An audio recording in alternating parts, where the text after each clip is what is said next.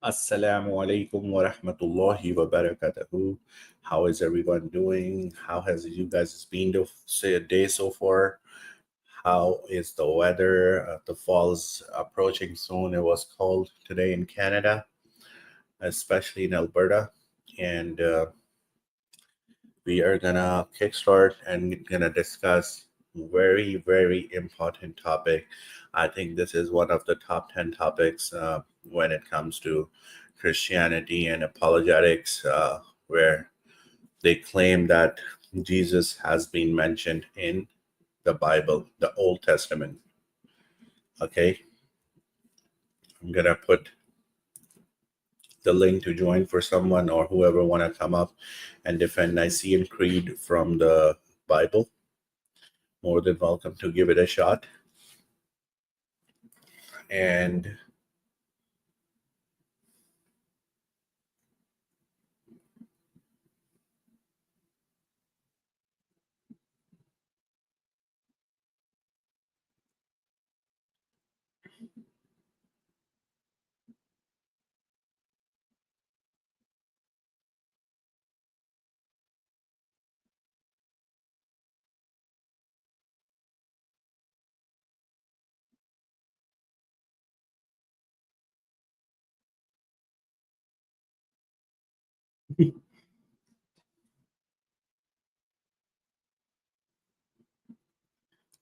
uh,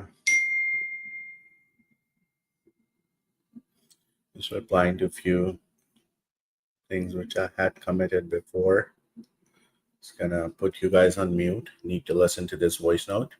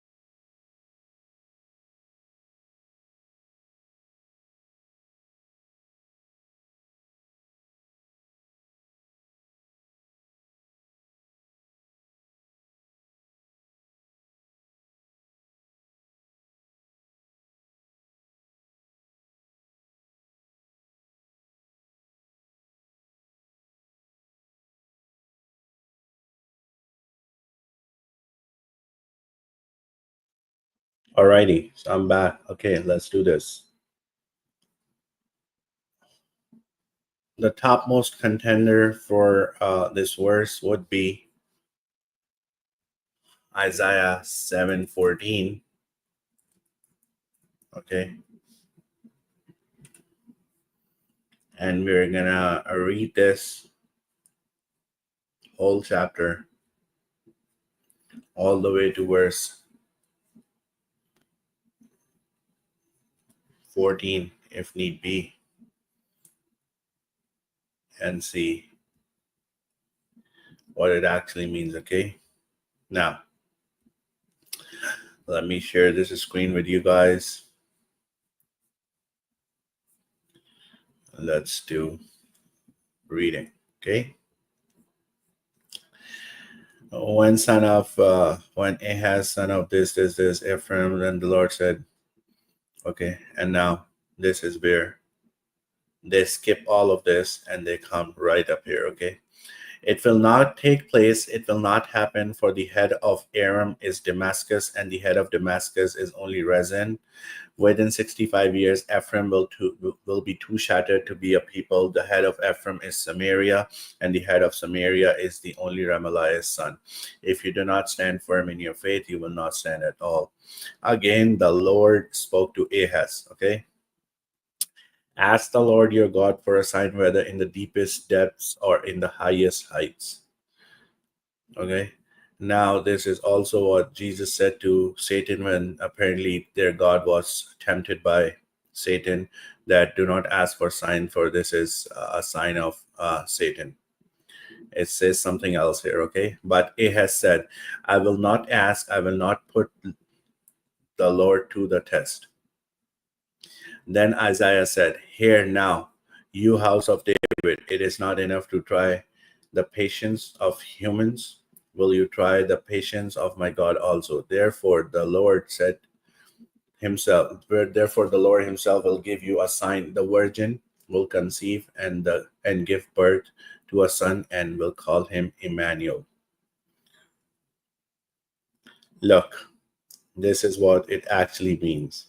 Okay? Because the word for virgin is Betula, used this till this day in Hebrew, which is not there. Okay? This one is a young woman, could be anything.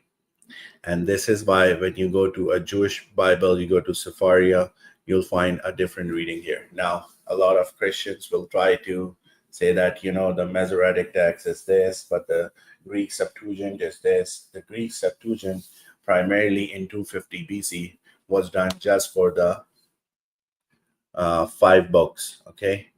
The later one was done after, I think, 2nd or 3rd century, and has a lot of Christian influence on it. So that is there, the most important thing. Now, let's go to Isaiah 42, as they say. I can do Isaiah 9 as well. I think it's 9:6 is what they bring up. Okay, let's start with this.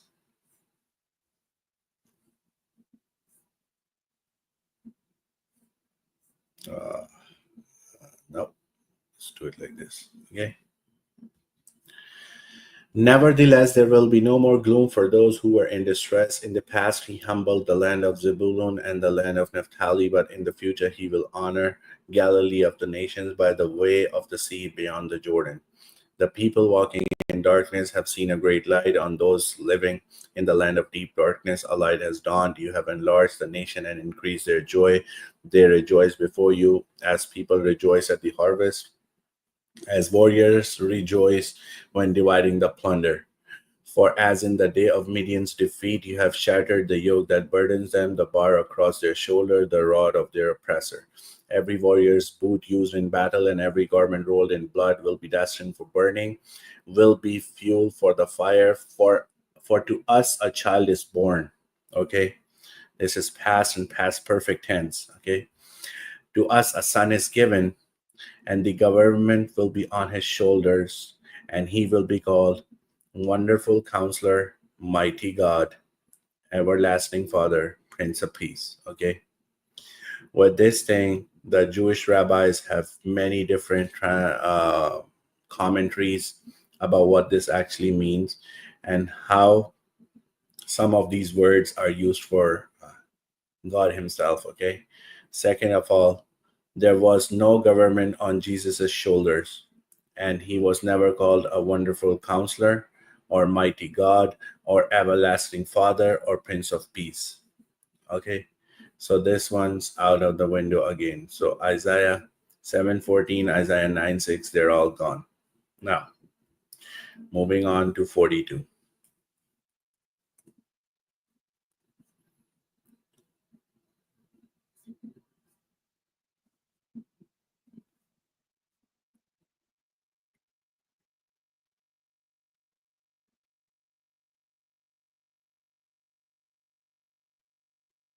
You guys can see it, right? Okay. The servant of the Lord. Here is my servant whom I uphold, my chosen one in whom I delight. I will put my spirit on him, and he will bring justice to the nations. And Jesus did not bring any justice to any nations. He will not shout or cry out or raise his voice in the streets. Okay. A bruised reed he will not break, and a smoldering wick he will not snuff out. In faithfulness he will bring forth justice. He will not falter or be discouraged. Okay, Jesus did falter, and he did ask the Father for help till he establishes justice on earth. He did not establish any justice on earth. In his teaching, the islands will put their hope.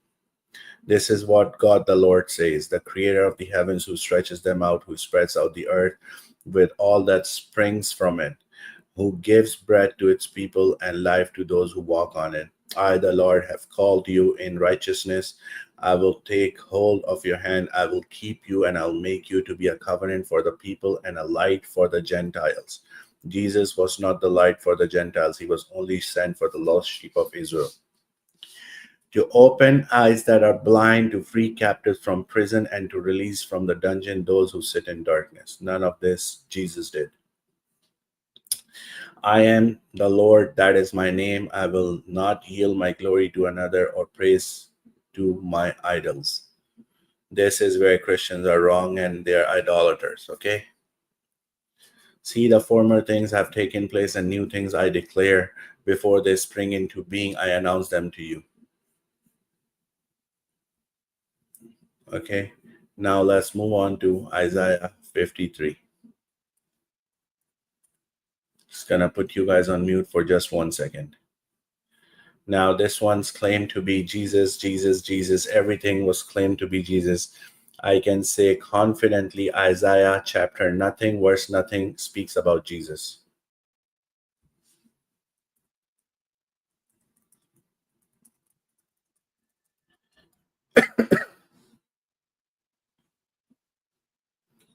Let me just put it up as a rage bait.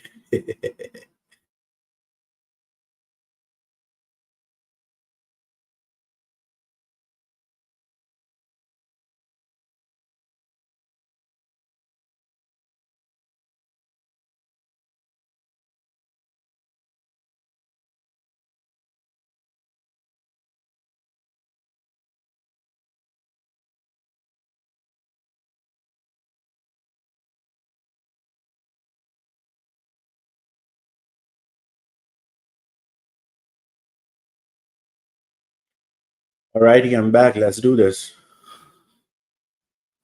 Isaiah 53. So we have kicked out Isaiah 7. We have kicked out Isaiah 9. We have kicked out Isaiah 42. We can go to 44 too, because some people like to be like that, sticklers and stuff. Okay, let's go for it.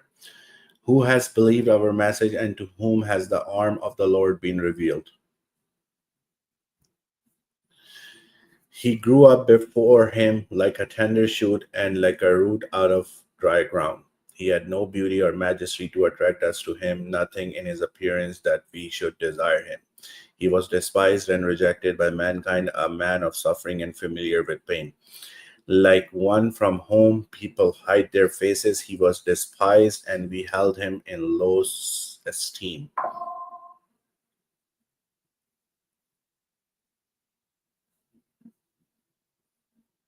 Surely he took up our pain and bore our suffering, yet we considered him punished by God, stricken by him, and afflicted. But he was pierced for our transgressions, he was crushed for our iniquities. The punishment that brought us peace was on him, and by his wounds we are healed. We all, like sheep, have gone astray. Each of us has turned to our own way, and the Lord has laid on him the iniquity of us all. He was oppressed and afflicted, yet he did not open his mouth. He was led like a lamb to the slaughter, and as a sheep before its shearer is silent. So he did not open his mouth. By oppression and judgment he was taken away. Yet who of his generation protested? For he was cut off from the land of the living. For the transgressions of my people he was punished. He was assigned a grave with the wicked and with the rich in his death, though he had done no violence, nor was any deceit in his mouth. Yet it was Lord's will to crush him and cause him to suffer. And though the Lord makes his life an offering for sin, he will see his offspring and prolong his days. And the will of the Lord will prosper in his hand. After he has suffered, he will see the light of life and be satisfied. By his knowledge, my righteous servant will justify many, and he will bear their iniquities. Therefore, I will give him a portion among the great, and he will divide the spoils with the strong, because he poured out his life unto that and was numbered with the transgressors. For he bore the sin of many and made intercessions for the transgressor. Okay, now with the context, there are speakers changing here and talking about Israel. Okay, Now, when you ask Christians what chapter 52 is about, most of them, you can see the uh, wheels like a wall clock rotating in their heads. They have no idea what Isaiah 52 is about. So you have to keep in mind about these three verses from Isaiah 52, where it changes to 53, and first 8 verses are different, and then it changes again, and then there are a couple of verses from 54. Okay, now this is what the bigger context is. Now, if you just look at this, it rules out Jesus whatsoever. Okay. Mm, he will see his offering and prolong his days. Okay. This is the gut crusher or gut punch to Christians' theology when they are always talking about, we're going to do this, we're going to do that, and this is talking about Jesus, and that's talking about Jesus. And they just don't stop here. They go to Psalm 22, they go to 60, they go to 110. That's all they do.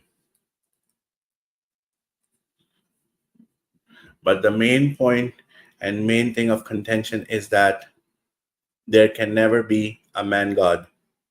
It's a contradiction. God is not a man. God cannot enter his creation.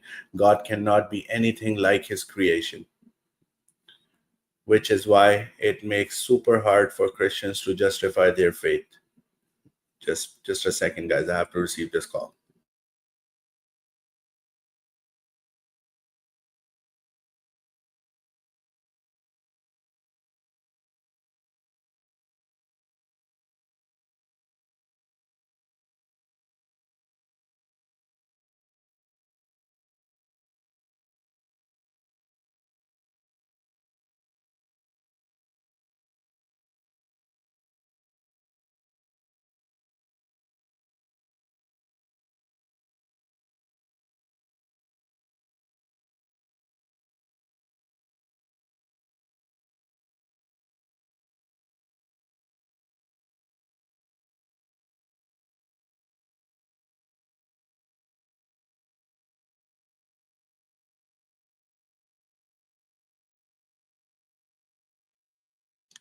Okay, guys, I'm back.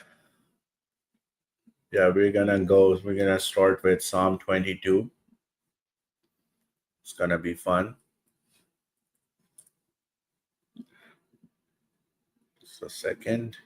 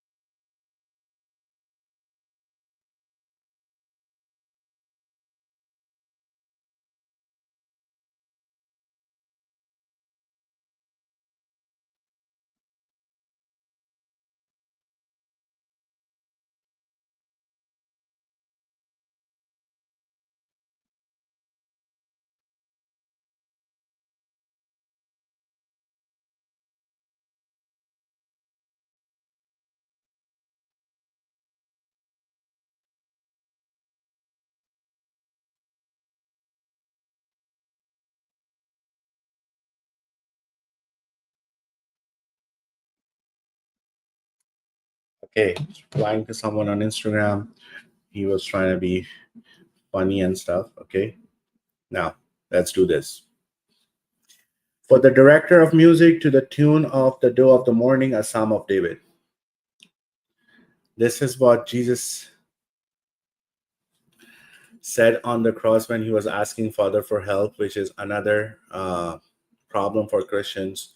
Because according to me, I don't know if anyone else says or has said this or not, but if a God has come to get his purpose fulfilled, he should not be crying and asking for help if that was the only reason for him coming, other than the poor planning of sending all the prophets before him and not making clear that he's going to send his son to die and rise as a savior for humanity. Okay, it's mishap upon mishap with Christian God.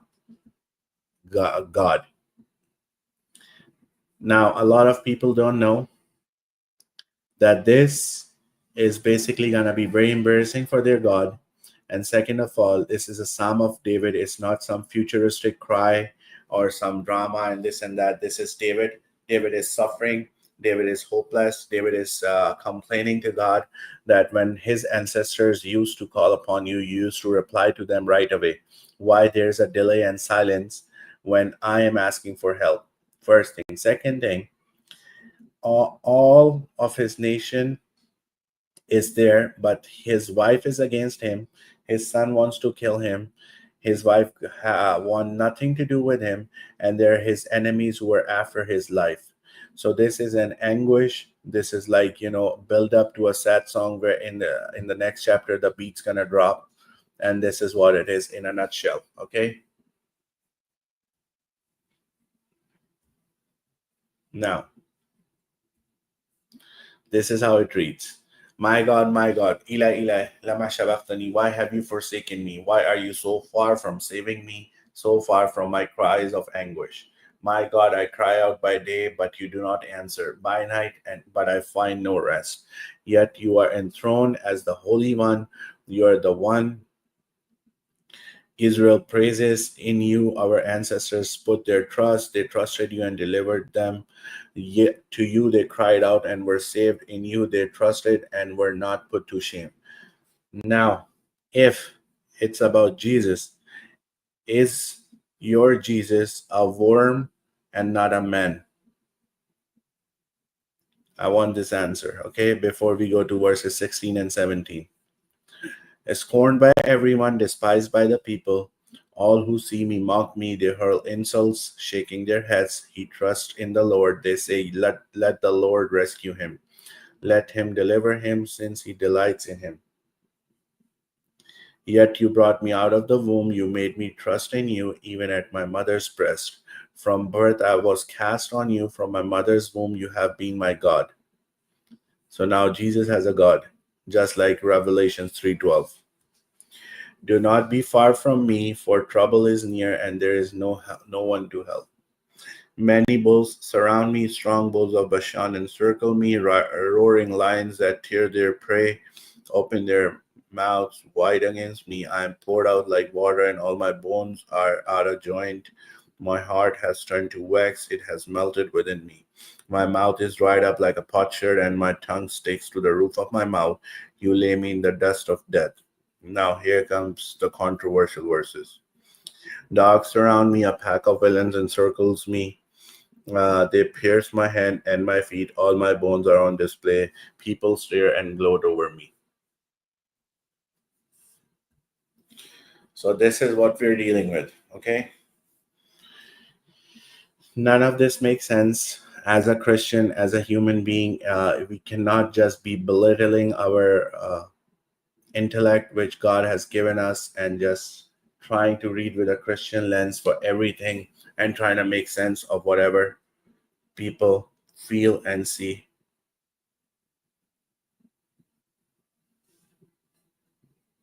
Just a second.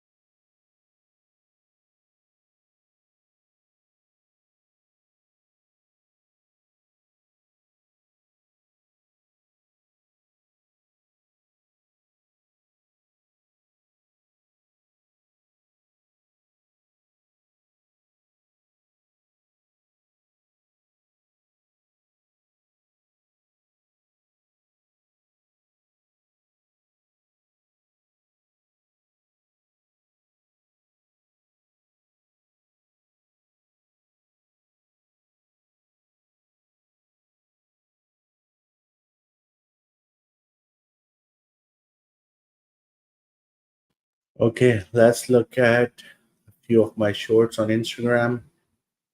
I heard that it triggered a lot of people. It's funny. Received like 100 comments for past 2-3 days within hours.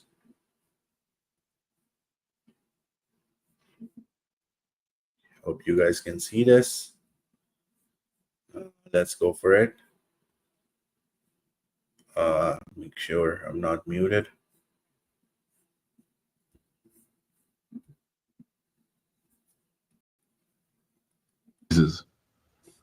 That I hear him say the words, you know, I heard my mom talk a lot about you.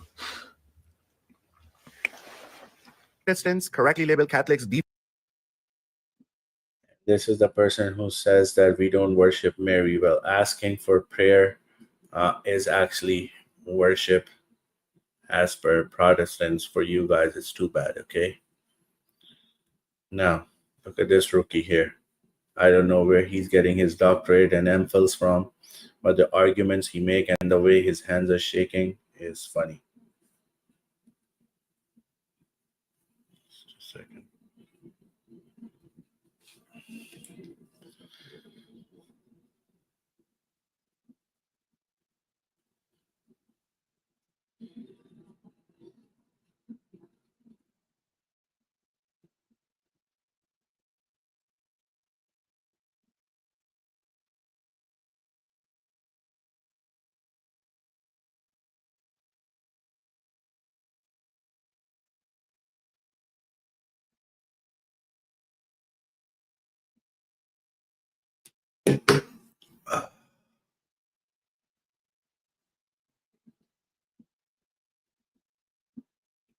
I was gonna show you one comment from my YouTube video as well, and we were gonna bring up.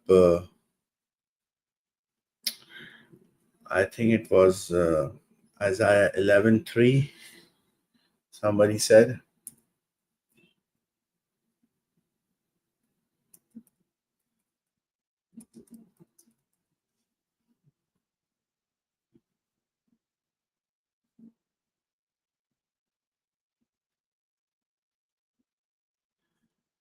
Just a second, guys. This call's been disturbing me for long, but yeah. So this is the one. I wanted to discuss this one, which is, and he will delight in the fear of the Lord. He will not judge by what he sees with his eyes or decide by what he hears with his ears. This is another controversial verse. And this one, Rabbi Tovia Singer has uploaded a great video about. Please go and check it out and see what do you feel like doing and saying to that. I was gonna talk about was something from Acts I was planning to discuss. I have to cut this short because I'm this person needs some attention of mine. I was planning to be here for 1 full hour, but it's been 30 minutes. I have to go, inshallah. We'll bring up this topic of Jesus in Old Testament tomorrow, and I have two more books to go from. So today we discussed Psalm 22 and Isaiah's 4 chapters. I couldn't find Jesus at all anywhere. So inshallah, we'll bring up more verses tomorrow and discuss them. Take good care of yourself. Assalamu alaikum wa rahmatullahi wa barakatuh.